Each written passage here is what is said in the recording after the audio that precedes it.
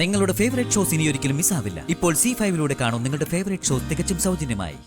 തെറ്റ് ചെയ്യാത്തവരാരും ശിക്ഷിക്കപ്പെടരുതെന്ന് Indian penal കോഡിൽ മാത്രമല്ല ഉള്ളത്.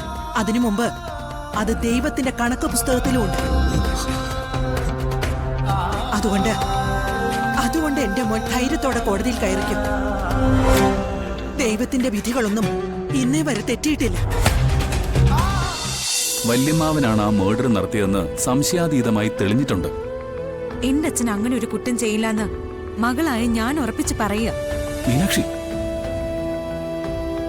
നമുക്ക് ഈ തർക്കം തുടരേണ്ടതില്ല കാർത്തേട്ടാ. എന്റെ അച്ഛൻ ഒരാളിനെയും കൊല്ലാനുള്ള മനക്കരുത്തില്ല. അക്കാര്യത്തിൽ എനിക്ക് ഉറപ്പുണ്ട്. മോള് പറയേ, എന്റെ അച്ഛൻ ജയരാമൻ മോളുടെ അമ്മയെ കൊല്ലുമെന്ന് മോള് വിശ്വസിക്കുന്നുണ്ടോ? ഇല്ല. എന്തുകൊണ്ടാ മോൾ അങ്ങനെ വിശ്വസിക്കാത്തത്? ആ അങ്കിള് നല്ലയാളാ. എനിക്ക് പഠിക്കാനുള്ള ഫീസൊക്കെ തരുന്നത് ആ അങ്കിളാ. മോള് പറയേ, എല്ലാം തുറന്നു പറയണം. മോളിന്ന് സ്കൂളിൽ നിന്ന് വരാൻ താമസിച്ചത് എന്താ? പറ. ഞാൻ സ്കൂൾ വിട്ട് വരുന്ന വഴിക്ക്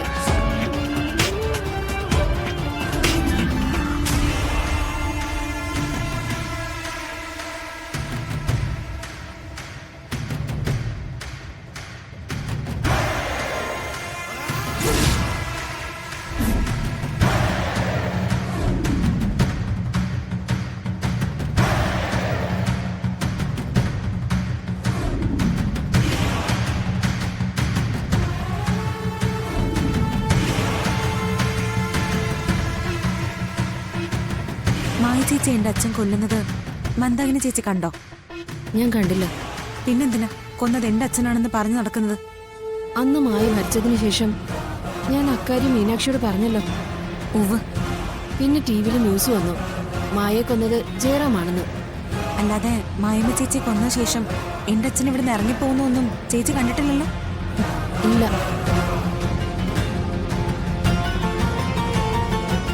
മായ അവിടെ കൊണ്ട് വിട്ടത് ജയറാം സാറാണെന്ന് പനക്കിലെ പാർവതി പറഞ്ഞ് ഞാൻ അറിഞ്ഞു. ശരി.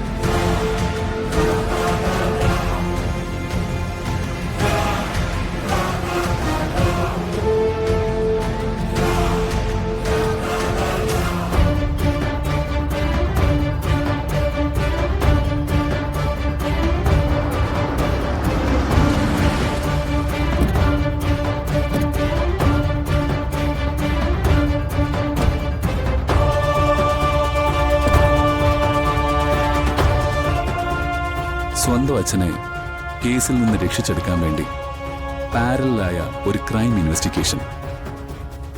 Very good. ശരി.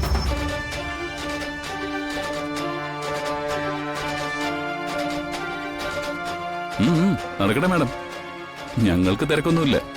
എനിക്ക് തിരക്കുണ്ട്. സാറിന്റെ ഡ്യൂട്ടി ചെയ്തോളൂ. സബ് ജയിലിൽ കിടക്കുന്നതേ നിരപരാധിയായ എന്റെ അച്ഛനാണേ. എനിക്ക് വന്നല്ലേ പറ്റൂ.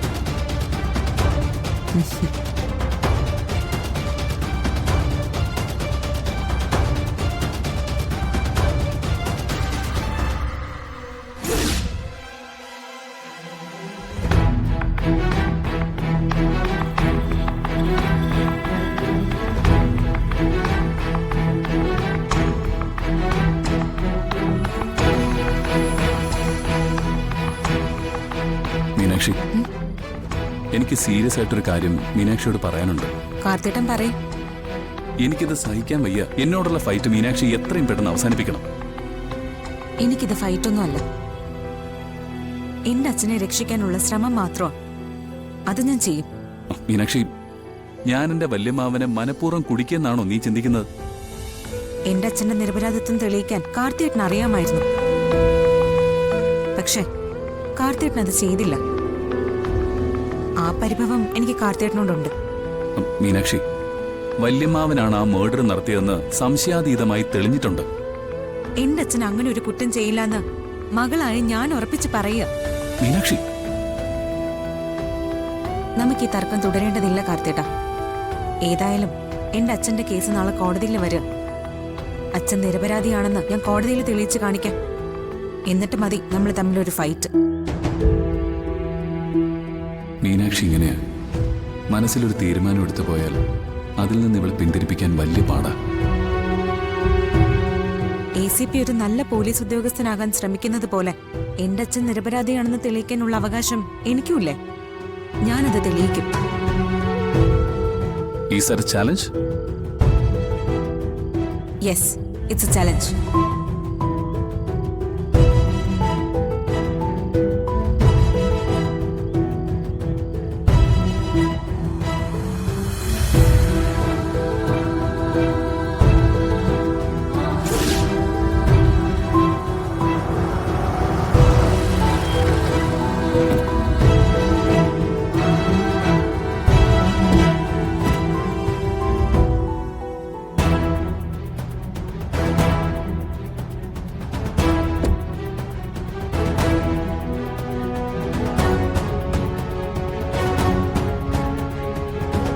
ദേ മുത്തശ്ശി, നമ്മുടെ വക്കീല്.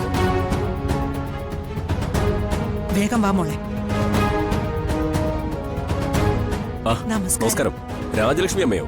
എന്താ ഓഫീസിലേക്ക് വരായിരുന്നത്? ഞങ്ങൾ ഓഫീസിൽ ചെന്നപ്പോ വക്കീൽ സാർ ഇങ്ങോട്ട് പോന്നെന്ന് പറഞ്ഞു. ഡോക്യുമെന്റ്സ് എല്ലാം എന്റെ തന്നതല്ലേ? തന്നതാ. ആ പെട്രോൾ പമ്പിൽ നിന്ന് കിട്ടിയ CCTV ഫുട്ടേജോ? അതും തന്നതാ. ശരി ശരി. നന്ദിനി മേഡം എവിടെ? ക്ഷേത്രത്തില് പൂജയില് കേസ് അനുകൂലമാക്കാനുള്ള പ്രാർത്ഥനയിലാ. ടൈമായി, വേഗം വരൂ. ഒരുപക്ഷെ ആദ്യം വിളിക്കുന്ന കേസ് നമ്മുടേതായിരിക്കും. വാ.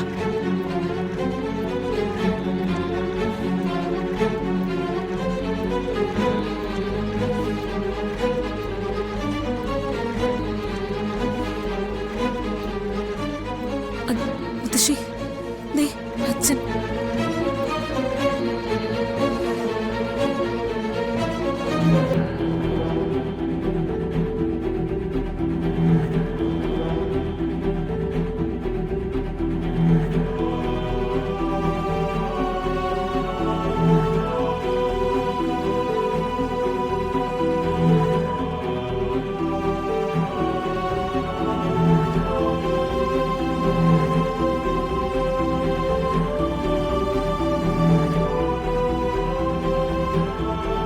അച്ഛാ, മോനെ.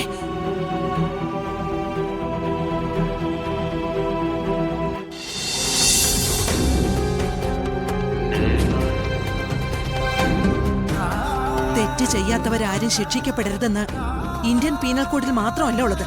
അതിനു മുമ്പ് അത് ദൈവത്തിന്റെ കണക്ക് പുസ്തകത്തിലുമുണ്ട്. അതുകൊണ്ട് എന്റെ മോൻ ധൈര്യത്തോടെ കോടതിയിൽ കയറിക്കും. ദൈവത്തിന്റെ വിധികളൊന്നും ഇന്നേ വരെ തെറ്റിയിട്ടില്ല.